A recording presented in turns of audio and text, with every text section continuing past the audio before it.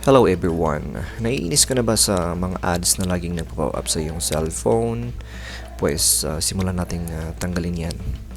Okay, so punta muna tayo sa ating Google.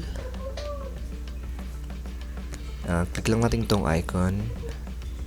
Then settings. And then notifications. Okay, so dito sa part, piliin nyo lang yung mga yung ma-receive na update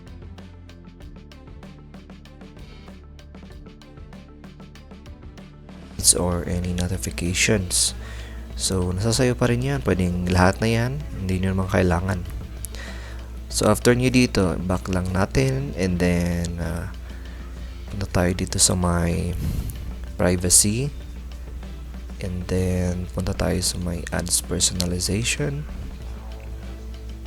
Sa part na to, dito natin mai-turn off yung mga ads na galing sa browser. Alright, so turn off lang natin yan.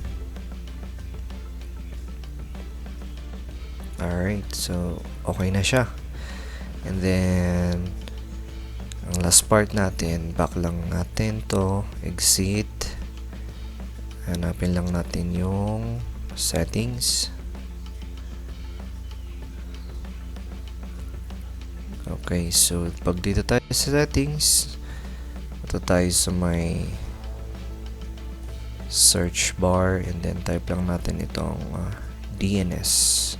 May magpapakita dyan na private DNS. Alright, so eto, click lang natin itong private DNS provider and then lagay natin itong dns.adcard.com. Tap OK and then yun, ayos na yan. Salamat sa panonood.